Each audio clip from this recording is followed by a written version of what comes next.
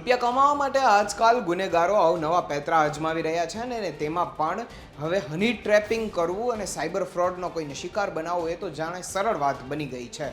અજાણ્યા નંબર ઉપરથી એક ફોન આવે છે, યુવક કે યુવતી ફોન ઉપાડે છે અને પછી શું થાય છે એ તો મેં ને તમે ક્યાંક ને ક્યાંક સમાચાર પત્રોમાં વાંચ્યું હશે.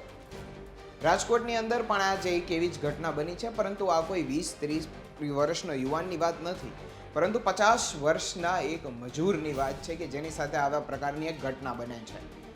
સમગ્ર વાતની જ્યારે પોલીસને જાણ થાય છે ત્યારે પોલીસે શું કાર્યવાહી કરી અને કઈ રીતના આ યુવકને હની ટ્રેપ કરવામાં આવ્યો, જો આજની આ ક્રાઇમ સ્ટોરીમાં. નમસ્કાર, ગુજરાત તક સાથે હું છું કશ્યપ. અજાણ્યા કોલ કે મેસેજથી સાવધાન, લાખોનો થઈ શકે છે તોડ. રાજકોટમાં હની ટ્રેપમાં ગુમાવ્યા 23 લાખ.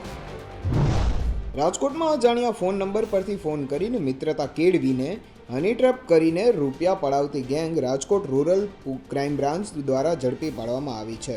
વાત અહીં એમ છે કે મોરબી ખાતે લેબર કોન્ટ્રાક્ટર તરીકે વ્યવસાય કરનારા 50 વર્ષીય આધેડે પોતાની સાથે 23.50 લાખ જેટલી રકમ બળાત્કારના ખોટા કેસમાં ફસાવી દેવાની ધમકી આપી બળજબરીપૂર્વક પડાવી લીધી હોવાની પોલીસ ફરિયાદ નોંધાવી હતી. આ ઘટનાની શરૂઆત એમ થાય છે કે આરોપીઓએ મોરબીના એક બુક સ્ટોરથી ઉદ્યોગપતિઓ અને વેપારીઓના ફોન નંબરવાળી ટેલિફોન ડિરેક્ટરી મેળવી હતી, જેમાં મુખ્ય આરોપી હિરેશ વાળા જૂનાગઢની મહિલા આરોપી પાસેથી અલગ અલગ ફોન નંબર ઉપરથી ફોન કરાવી પોતાના પ્રેમજાળમાં લોકોને ફસાવતા હતા. વેપારી પ્રેમજાળમાં ફસાયા બાદ તેને મળવાના બહાને બોલાવવામાં આવતો હતો.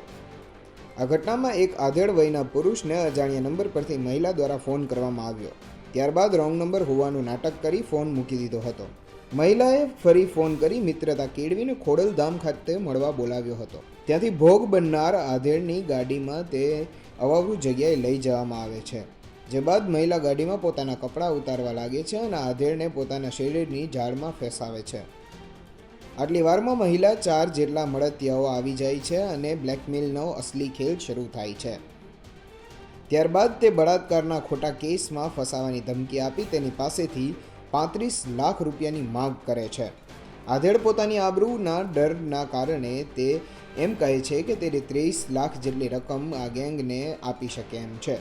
ત્યારબાદ ભોગ બનનાર તેના ભાઈબંધને આ વાત કરે છે અને ફરિયાદનું નક્કી કરે છે અને પોલીસ રાજકોટ અને જૂનાગઢની મહિલા સહિત 5 લોકોની ગેંગને ઝડપી પાડે છે. સુલતાનપુર પોલીસ સ્ટેશન ખાતે ગઈ તારીખ 4/3/2024ના સવારના 10:30 થી 11 વાગ્યાના અરસામાં ફરિયાદી છે ભરતભાઈ ભીખાભાઈ કારોલિયા, જે મોરબીના રહેવાસી છે, તેને એફઆઈઆર રજીસ્ટર કરાવેલ કે મહિલા જે ક્રિષ્નાબેન તેને મોબાઈલમાં લલચાવી ફોસલાવીને જે ખોડલધામ આવેલું છે એની સામેના જલારામવાડીનો ડેલો છે તેના અવાવરૂ જગ્યાએ આ બેન લઈ ગયેલા અને ત્યાં બીજા 4 ઈસમો 2 મોટરસાઇકલમાં તથા એક ગાડીમાં આવેલા અને તેની સાથે તેને બળાત્કારની ખોટી ધમકી આપી અને રૂપિયા 23,50,000 પડાવી લીધેલા. જે અનુસંધાને આ તાત્કાલિક ગંભીર ગુનો હોય, જેથી આઈજીપી અશોકકુમાર યાદવ સાહેબ તથા જયપાલસિંહ રાઠોડ સાહેબની સૂચના અન્વયે અમારા રાજકોટ ગ્રામ્યના પીઆઈ વીવી ઓળેદરા તથા ડીજી બળવા તથા હરદેવસિંહ ગોહિલનાઓએ હકીકત મળતા આ 4 આરોપીઓ તથા કૃષ્ણાબેનને રાઉન્ડ અપ કરેલ છે, જેની પાસેથી રોકડ રૂપિયા 18,46,600, મોબાઈલ ફોન 20,000 રૂપિયા તેમજ મારુતિ સ્વિફ્ટ જે 3 લાખની એમ ટોટલ 21,76,600નો મુદ્દામાલ કબજે કરેલ છે.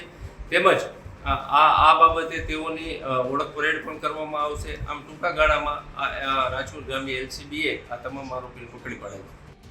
ટેકનિકલ સોર્સ તેમજ હ્યુમન ઇન્ટેલિજન્સના માધ્યમથી લોકલ ક્રાઇમ બ્રાન્ચની ટીમ દ્વારા ગુનાહિત કૃત્યોમાં સામેલ જૂનાગઢની મહિલા આરોપી ક્રિષ્ના સહિત 5 આરોપીઓને જૂનાગઢ તેમજ રાજકોટમાંથી ઝડપી પાડવામાં આવ્યા છે.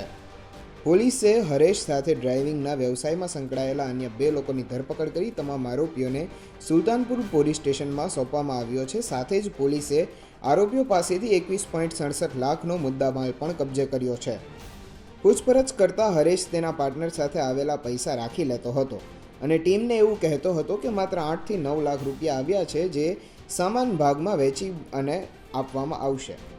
સૂત્રોના જણાવ્યા અનુસાર આરોપીઓ છેલ્લા 1-1.5 મહિનાથી ડિરેક્ટરીમાંથી નંબર મેળવી જુદા જુદા મોબાઈલ નંબર ઉપરથી ફોન કરતા હતા ત્યારે આરોપીઓ દ્વારા આચરવામાં આવેલા ગુનાનો આંક આગામી સમયમાં વધી શકે તે પ્રકારની શક્યતા પણ જોવા મળી રહી છે.